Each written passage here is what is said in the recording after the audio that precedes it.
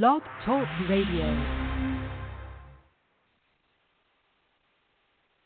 Oh, it's time to get real. Oh, yeah.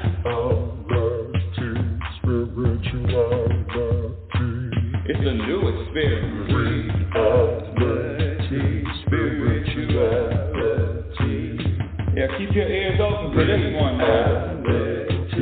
Spirituality. You got a question for RLN? Spirituality. Yeah, it's time to get some answers, baby. Spirituality. Oh, now we get real. Spirituality. Yeah, it's time to get down.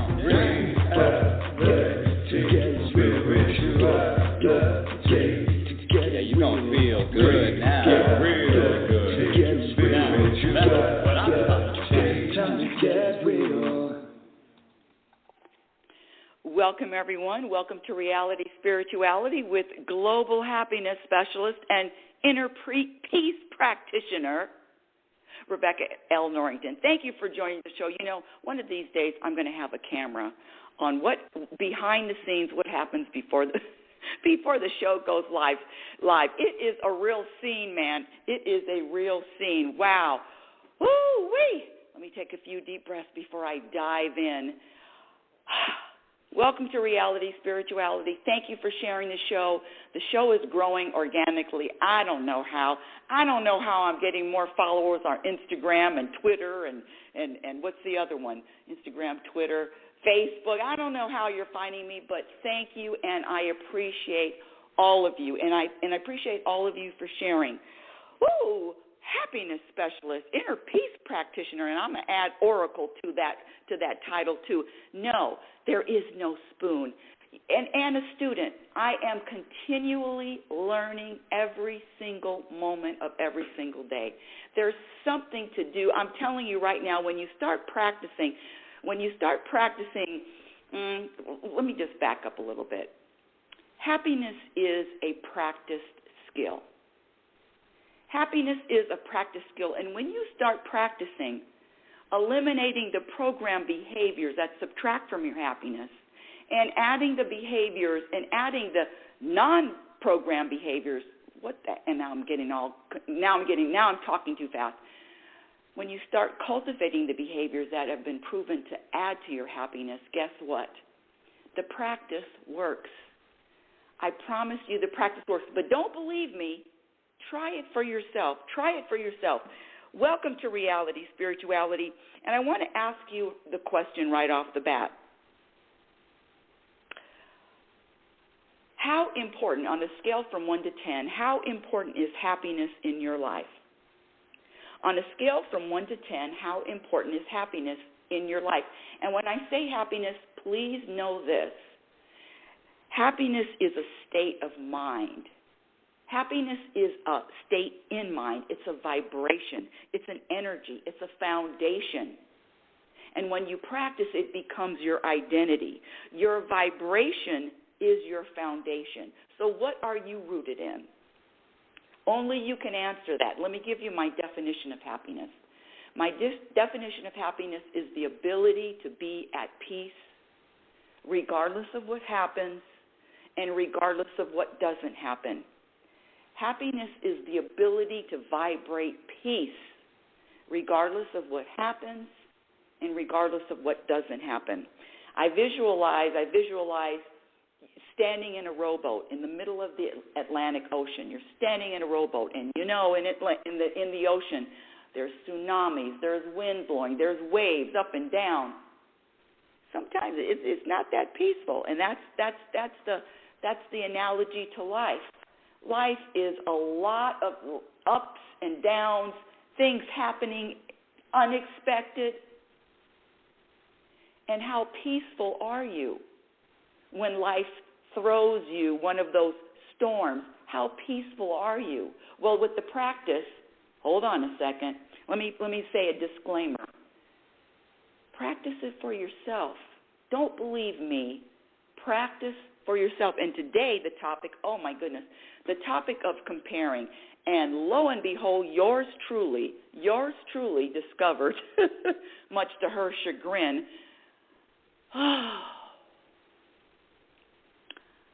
I didn't really, I knew it, but I didn't really dig really deep to say, you know what, you're still comparing.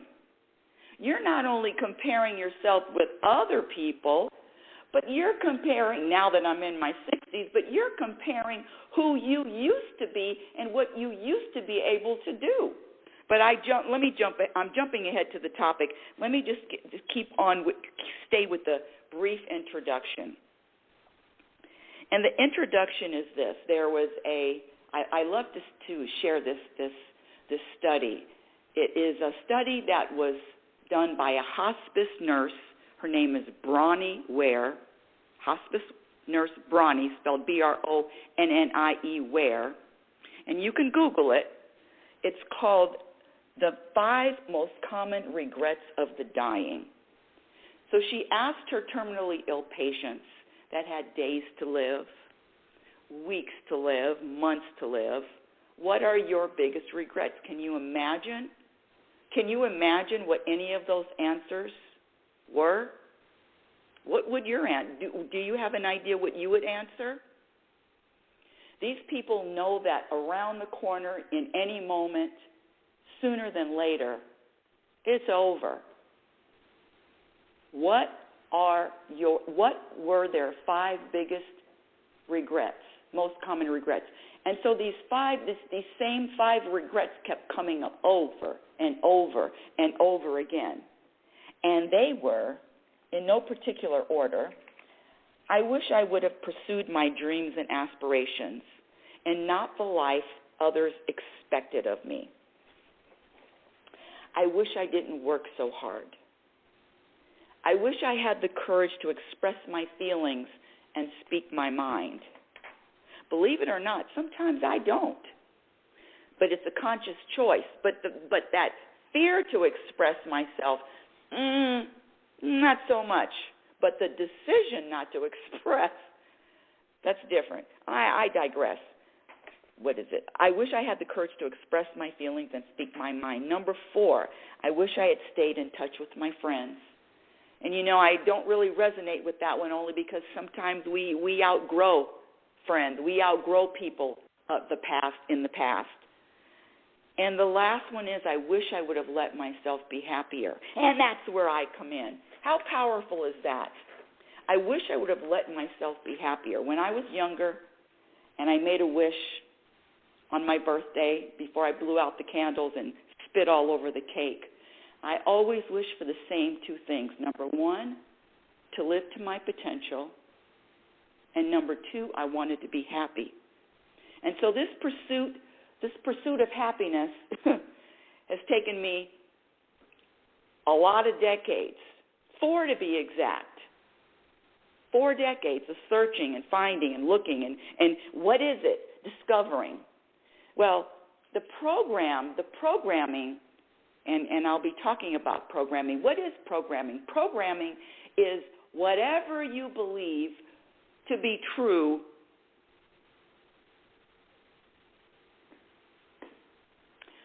Programming is learning something after birth.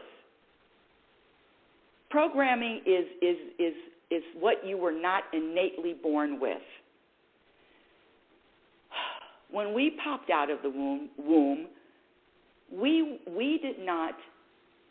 none of us had a program that words are powerful until we were implemented with that program. Words are powerful. Blame other people. Have expectations. Compare yourselves with others. All those are program behaviors. So what I share on this show is to spotlight, highlight, discover the program beliefs, the program behaviors, because all program behaviors subtract from your happiness. All program behaviors subtract from peace. All it is discovering the program. So on a scale from 1 to 10, let me ask you, how important is happiness in your life? What's your definition of happiness? Who or what is subtracting from your happiness today? Are you as happy when you're faced with life's inevitable challenges? And you answer either yes or no to this one, yes or no or sometimes. Can other people hurt your feelings? Can other people offend you? Can other people make you mad? Can other people disappoint you? Do you blame other people for how you feel? Well, if you answered yes to any one of those above, yes. And do you blame your circumstances for how you feel? Those are questions only you can answer. On this show, what I like to share is how to experience more happiness, which is the same as peace. And again, it's a vibration, that vibration of feeling content, that vibration of being at peace, that vibration of navigating this life with your shoulders down, relaxed, shoulders down, ease, easy. Why is peace and happiness so important? Well, to some people it is, and some it ain't. When I say happiness is a practice skill, it's like any other skill. The more you commit to the practice, and it is daily, scratch the daily, it is moment by moment. The more you commit to the practice, the better the results.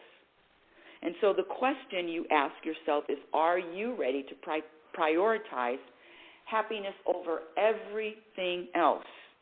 Over your money, over your health, over relationships, over the price of gas, over what's going on in the world. And when I say happiness, this is about an internal vibration, an internal energy.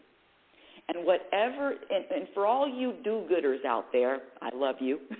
For all you do-gooders out there, you want to serve the world, whatever you're vibrating, when I say do-gooders, I mean people with causes, trust me. I used to have a cause about happiness should be number 10. My cause is let all this information get out and, yes, share with the world. But what I found is that everybody doesn't think happiness is number one. And I had to learn and I had to accept and be okay with that. And I'm telling you right now, I'm okay with it. If this peace and this happiness isn't your thing, more power to you. Hey. Hey.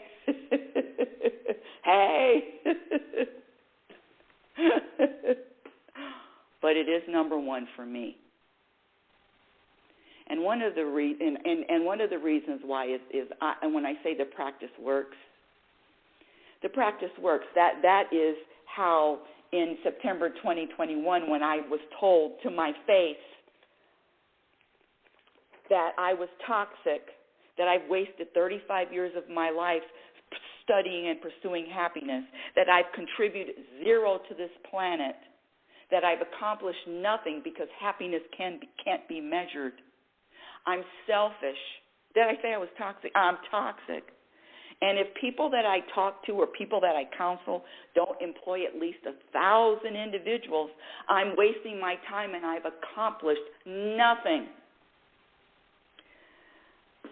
Because of the practice, when that was said to my face, less than 3 feet away, I couldn't stop laughing. It was one of my favorite bloopers. I'm toxic? Please tell me more. Because one of the things that I practice is there's nothing personal that anyone can say to me that is going to take me up or down. It's not personal. It's not personal. Words didn't have power that day.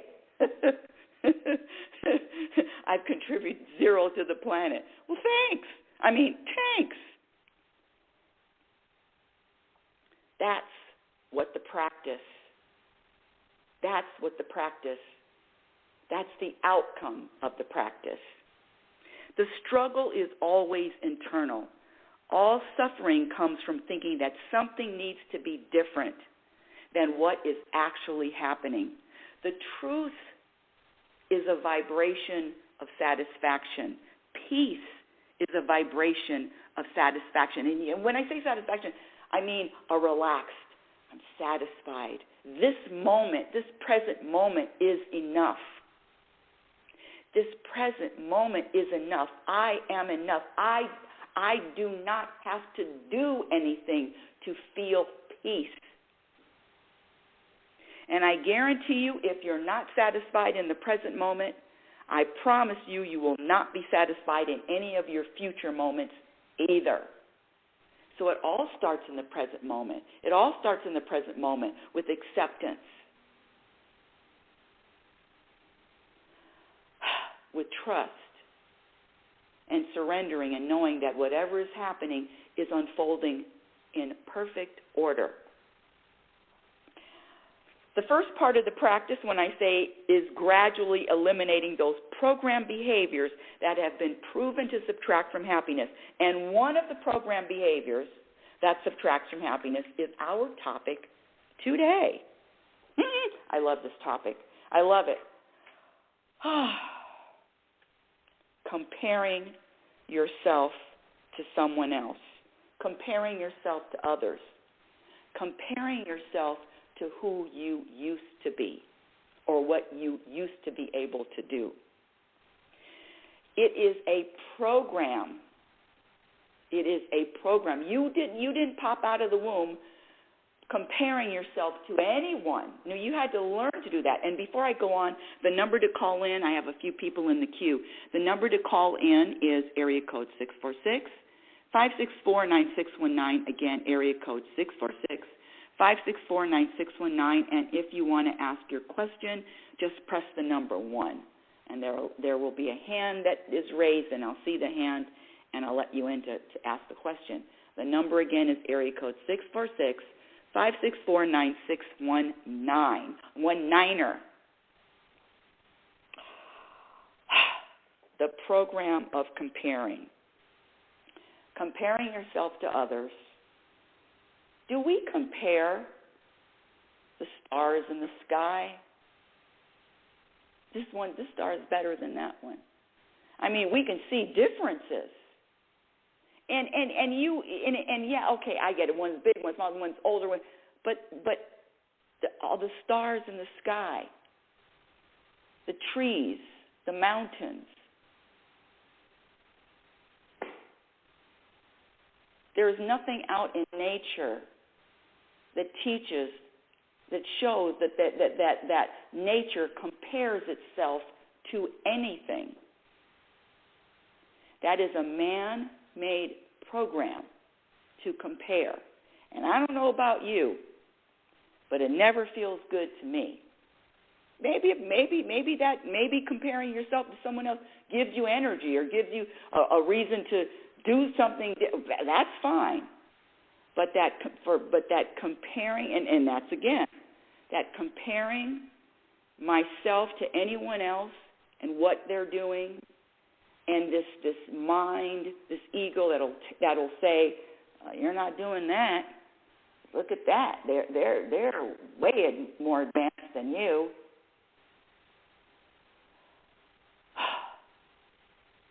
That comparing comes from a programmed level of consciousness. Programmed. This comparing myself, and I was a guest on a Fireside show on Friday, and I did something that I have never done yet because, I mean, listen, getting older, shit changes, body changes. I mean, I can see. I can see. And what I've been doing lately is watching my skin change. Oh my God! And I don't really even talk about it. I talk about it publicly, but I'm here to talk about it publicly now because I am tired of looking and comparing and then making a judgment about what looks good or what looks the opposite of good. I'm done because none of it looking, comparing, how my skin used to look before and how it looks now. I'm done. Get off my back, ego. I'm done with it. And so I didn't know, I didn't have this planned. And let me say this. When you are in this loop of comparing yourself to others, or comparing yourself to who you used to be, or who you used to look like, or what you used to look like, or what you could do, I mean, that goes to looks, to sleep, to strength, all of it. Anytime you're comparing, number two, you're in the past. We all know that living in the past subtracts from your happiness. But let's stick with the comparing. The comparing of self. I used to look like. I used to. And let me do. So I'm on this show. It's on Fireside. I'd never heard of Fireside, but a guest on the show. And I was wearing a long sleeve sweatshirt because I was just wearing a long sleeve sweatshirt. It was actually a hoodie, a yellow hoodie, very nice and sunshiny. I was talking about comparing, and I pulled up as much as I could the sleeve of my sweatshirt up to my elbow. I couldn't really pull it up past the elbow. You know how bulky sweatshirts are. And I pulled it up to my elbow, and I showed the audience my skin, hanging skin off my arm. God. And I'm only saying this because I would not have done that a year ago. I wouldn't have done that 6 months ago. But I am so into practicing and letting go of this program of comparing myself to others and this judgment of what getting older looks like or feels like. I'm over it. So I pulled up my sweatshirt. I turned my arm upside down. Just, when you turn your arm upside down, the skin just drops. It's easy for the skin to drop. Oh, God. And I have to say I'm proud of myself for even sharing that, especially with me knowing who I used to be. I'm proud of myself for even sharing that. Now, could I have taken the sweatshirt and pulled it all the way up to my shoulder and shown that? Not this week, but who knows? The solution to all program behaviors, that subtract from your happiness, and those program behaviors are, where's my list?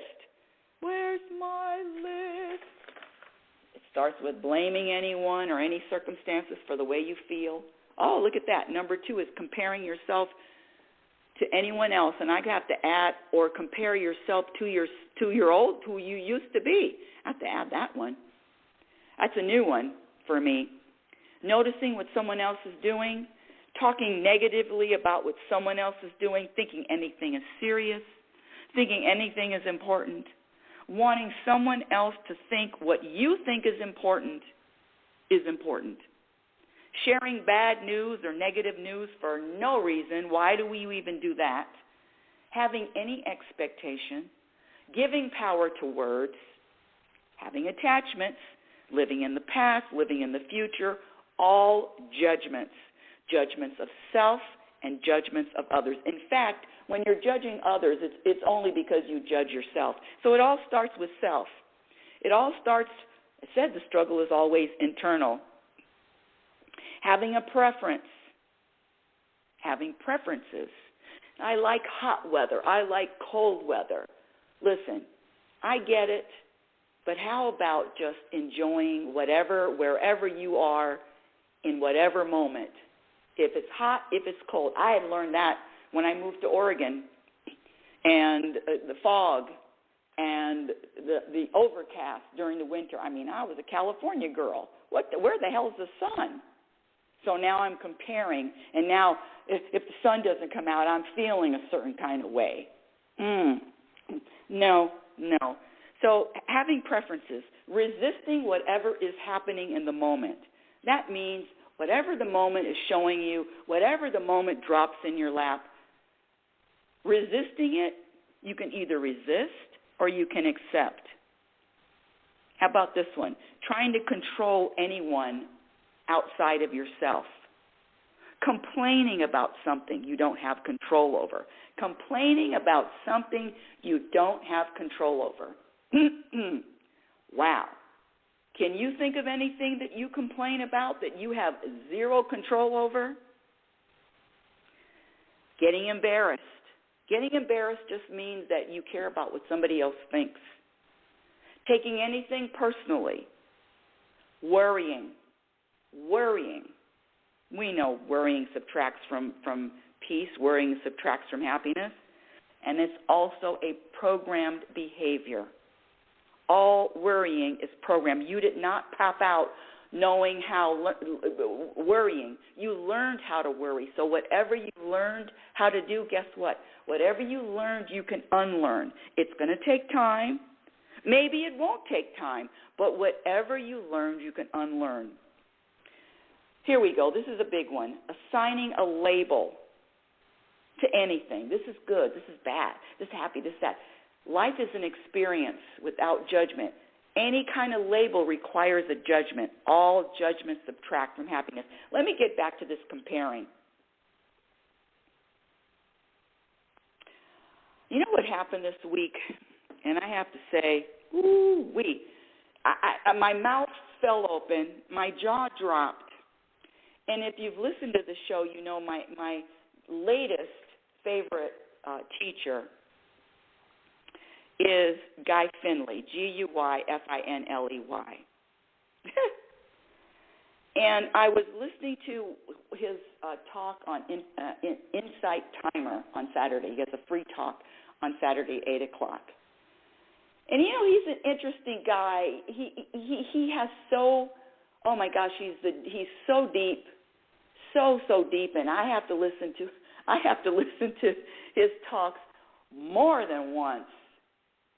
But the message, what he teaches is, it just resonates with me.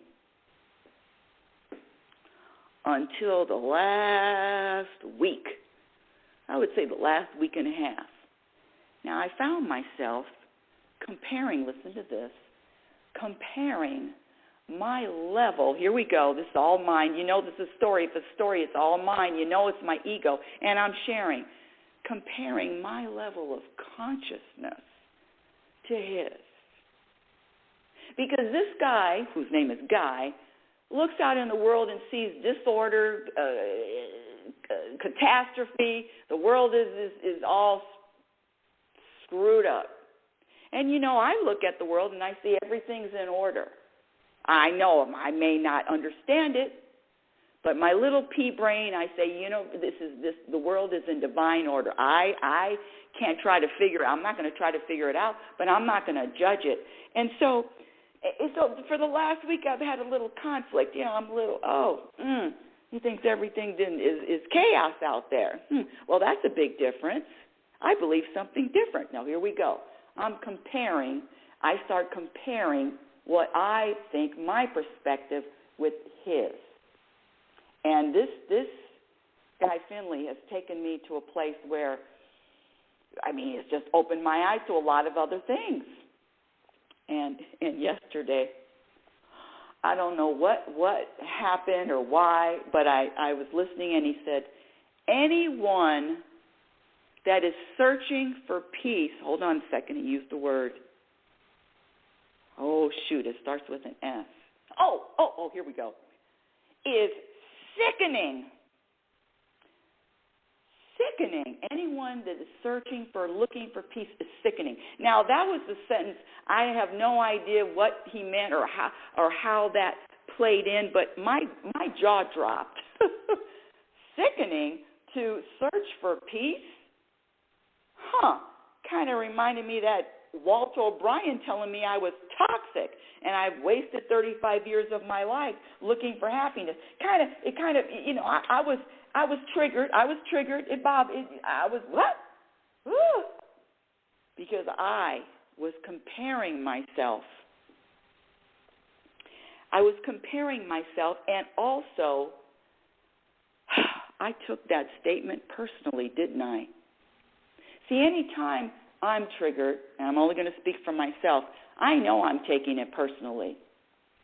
There is nothing personal outside. There's nothing personal in nature.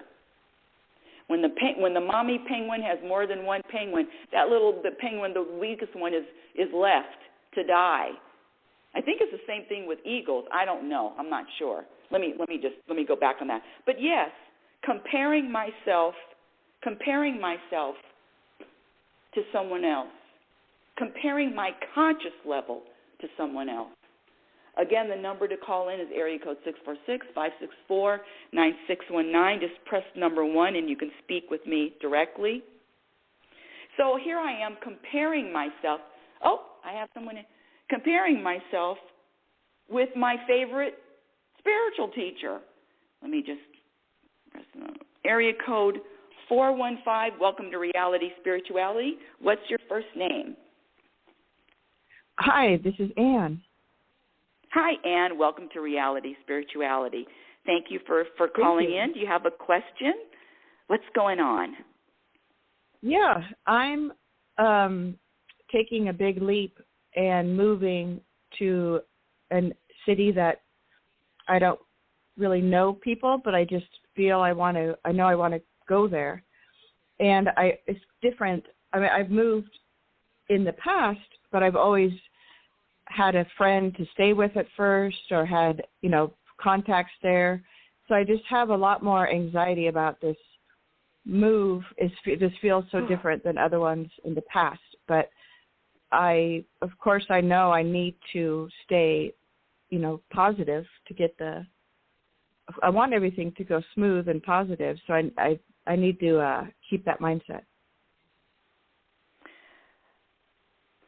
You know what? When you said move to a place where you don't know anyone, my body just starts chilling up. And in 2017, I moved from California to a very small town in Oregon with 24,000 people, and I didn't know anyone. No one. No friends, no family. I gave everything up. And what I want to share with you, I don't know how old you are, but it doesn't matter how old you are. Can you look back in your life and find things, especially as you said you're anxious and you are nervous, anxious, or whatever that feeling, whatever that vibration is, let's not put a story to it. But can you look back and can actually list things that you felt apprehensive, the things that felt like a life storm, tsunami, but after it was over, you found out, wow, look at how much I've gained, look at how much I've grown, look at how my consciousness has expanded. Have you had that happen to you? Hello? Yeah. Oh, yes. Well, it's funny because I started traveling very young. As a teenager, even, I did exchange programs, and I would go off by myself to other countries, and I taught English in Asia and things like that. So, but something about travel, I don't feel that way. But something about moving in the U.S., then I get. But I have, to answer your question, yes, I have done other kinds of those things in the past. And usually once you start taking the action, then those other anxieties go away. It's more the thought stuck in your head before you start the motion is how I remember that in the past. Okay, and what I was specifically talking about, maybe an something that happened to you that you really wouldn't want to have happened. In other words, if you were the author of your life, let me give you my example. So in 2018, when my mother died, and I found out 2 weeks later she gifted the house to the handyman, that kind of thing. That kind of thing where wow. I would never have, I would have never scripted that. But what I got from that, I'm talking about. So that's really what I'm talking about. But what I got from that is so many gifts of, I had expectations, I had attachments, I still had blame. That's what I'm talking about, those kind of gifts.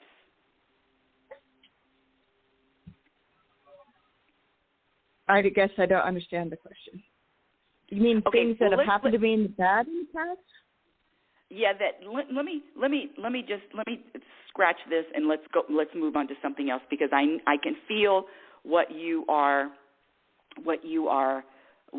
asking and feeling. So I have a let me just say one thing. Now we have two entities that are giving, the voices, the mind, the ego, that voice that causes the anxiety, something's wrong, I'm scared, I'm not trusting, I'm not surrendering. There's something off. There's something that is, that the ego, that mind is. There's always, I don't know when I've got any good news from my ego. It's always doom and gloom.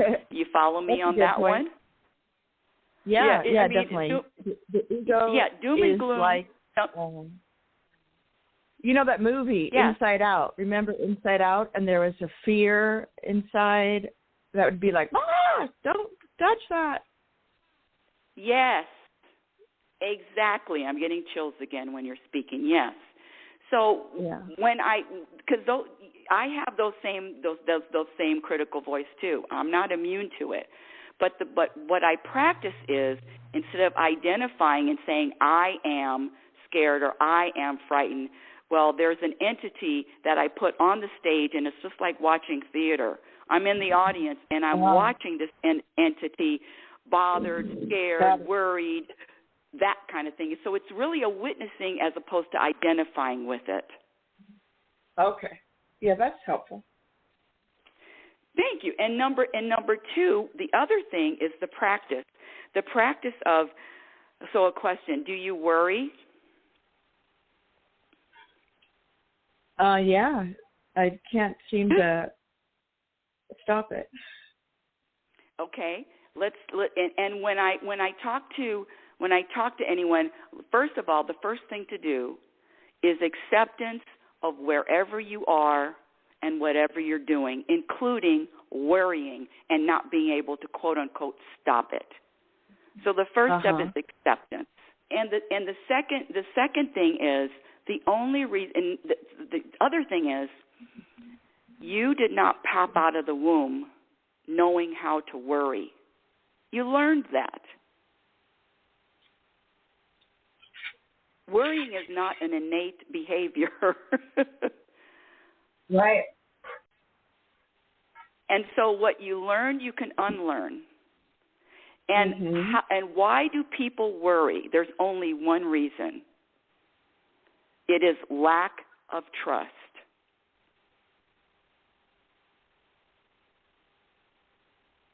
And lack of trust in whatever happens to you or whatever you're going to experience is serving you in a way that maybe you don't understand it in the moment, but you are being served, and whatever you experience is for your betterment, for your growth, for your transformation, for your expansion. When you trust that and you practice it, and so you say, well, how do I practice trust? How about this? Every morning you just go outside, hands up, palms up, hey, universe, how do I trust more? How can I practice trust more? And let it go. Don't try to do anything. Just ask the universe, hey, help me with the trust. All worry is lack of trust. At least that's what I share. How does that resonate with you? Yeah, I've heard similar, and definitely I could see that. So let's say if I'm worried about finding a job, then how do I transform that into trust that I'll get a good job? Well, you trust that you will be served. I'm not even going to say you will find a job. Trust that. That's even finding a job. Trust that you will find whatever you are supposed to find in any future moment. It's really letting go. Right. Yeah. The worrying and is really this is the other practice, is being okay with uncertainty. That's a tough one. Yeah. Yeah. So not knowing, being okay with uncertainty is another practice. Universe, God, Spirit, whatever you want to say, how can I let go and be okay with uncertainty? And that means not knowing anything. Nothing. Pretty much. Yes. So the practice is being okay with uncertainty and practicing trust. It worked. How are you? Are you still in that same Oregon town? No, I'm not in Oregon. I moved 3 months ago. Oh, wow. That's total trust too. Was that another leap of faith? Exactly. I'm not driving this ship. I'm not making anything happen.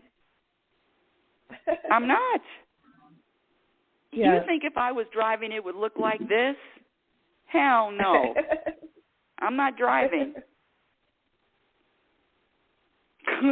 Yeah, you're laughing, and it's not funny. Sometimes I curse them out, but no, I'm not driving. So it's a total surrender to got the bigger plan.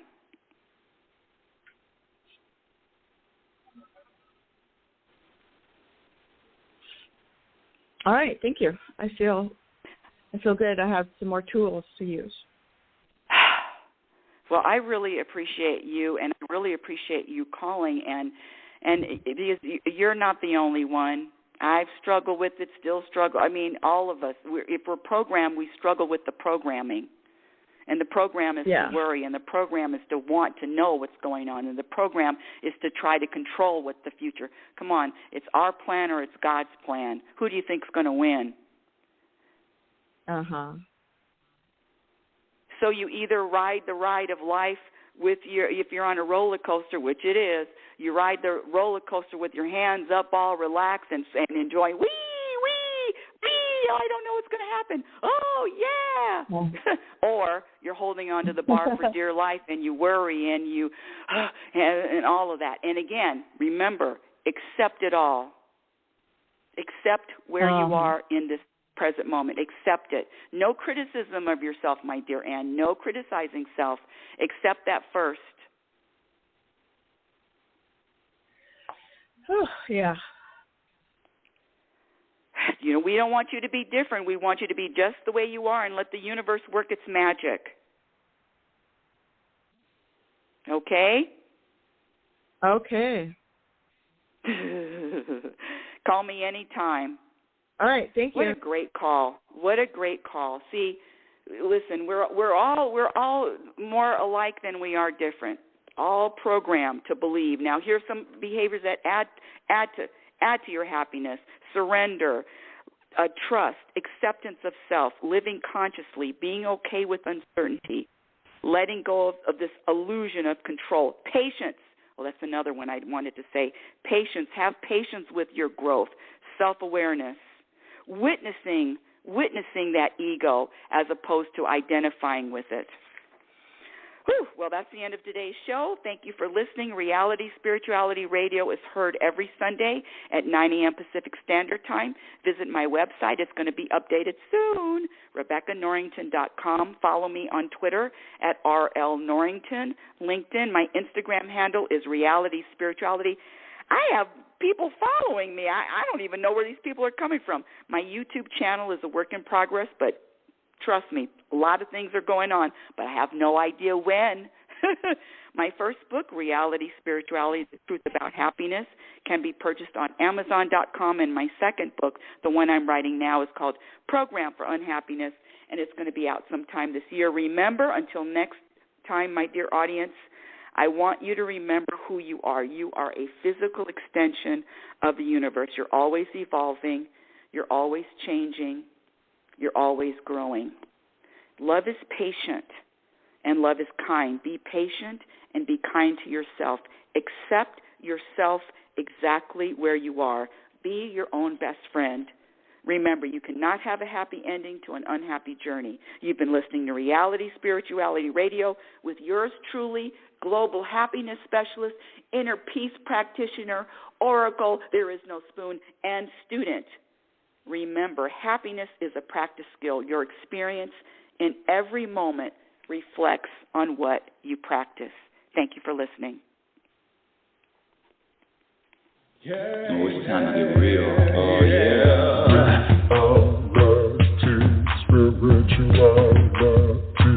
It's the new experience.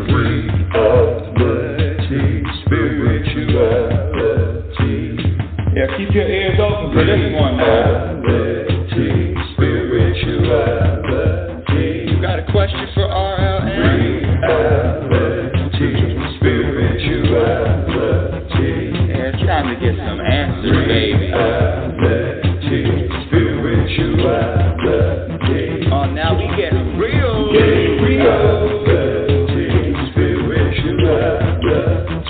Yeah, it's time to get down.